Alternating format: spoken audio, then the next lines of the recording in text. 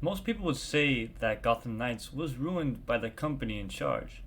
But is that really true? Discord and Reddit comments around Gotham Knights has pointed fingers at the developers WB Games Montreal, blaming them for a myriad of issues, from lackluster graphics to uninspired gameplay mechanics. But what if the real culprit behind the game's downfall isn't the developers, but us, the gaming community, you and me? Here's what I mean. Let's rewind a bit. Remember the hype when Gotham Knights was first announced? The idea of a Batman universe game without Batman was intriguing, to say the least. We were all promised a vibrant Gotham City, rich storytelling, and the ability to play as our favorite members of the Bat family. The trailers painted a picture of a game that was set to redefine superhero gaming. But with this excitement came sky high expectations. Expectation is a double edged sword. While it fuels anticipation, it can also set the stage for disappointment. We've seen this story unfold time and time again. From No Man's Sky to Cyberpunk 2077, the gaming community's tendency to build up hype can often lead to a harsh reality check. When Gotham Knights finally launched, the reception was far from what the developers had hoped for. But were the game's flaws truly as egregious as the outcry suggested, or were we simply holding it to an impossible standard? Everyone knows that setting unrealistic expectations can create a chasm between what something is and what people want it to be, whether it be games or something else. Developing a game is a monumental task. The team at WB Games Montreal faced significant challenges, including the pressure of living up to the legacy of the Arkham series and the added complication of developing during a global pandemic. Despite these hurdles, they delivered a game that, while not perfect, had its own merits. Gotham Knights offered a fresh take on the Batman universe. It introduced us to new dynamics within the Bat family and allowed us to explore Gotham City through the eyes of characters like Nightwing, Batgirl, Red Hood, and Robin.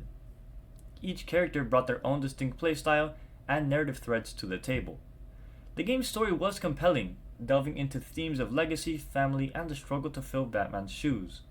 The character interactions were rich and engaging, providing a depth that many other superhero games lack. It also added complexity to the struggles of a Bat family without Batman, with its various cutscenes and dialogue. To truly understand Gotham Knights, it's important to compare it to other superhero games. Unlike Marvel's Avengers, which faced criticism for its repetitive gameplay, Gotham Knights aimed to provide a more narrative-driven experience. It also distinguished itself from the Arkham series by focusing on cooperative play and character progression. The cooperative aspect was a significant departure from the solo experience of the Arkham games. It encouraged teamwork and strategy, making each mission a unique experience based on the chosen characters and playstyles. Despite the backlash, Gotham Knights has made a cultural impact.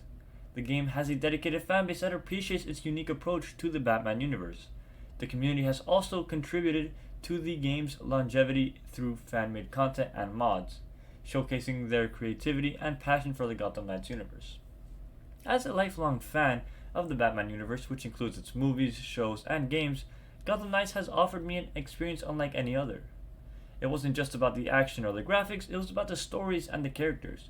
Playing as Nightwing or any of the other members of the Bat family to take down villains in Gotham was a thrill that I hadn't experienced in many other games.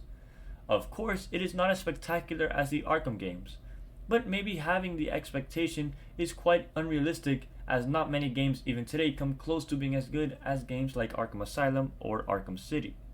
Sure, the game had its flaws, but those moments of triumph, the thrill of discovery, and the interaction in the story made it worthwhile.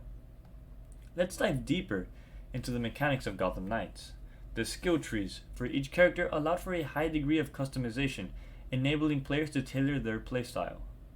There is also a meaning to trying out different characters of the Bat family, as each member brings a unique skill set like stealth or weapons.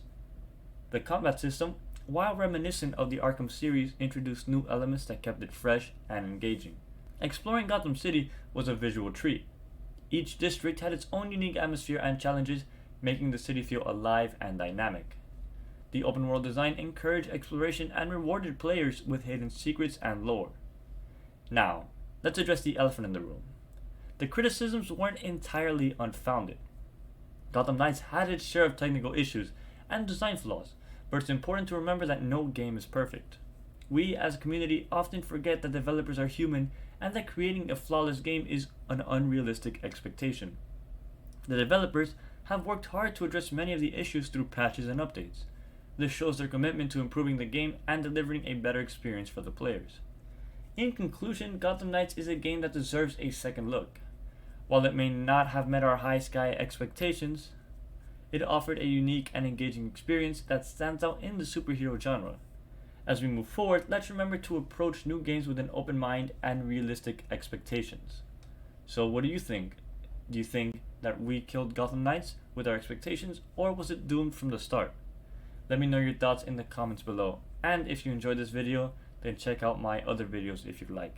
But that's it for now, so thank you for watching.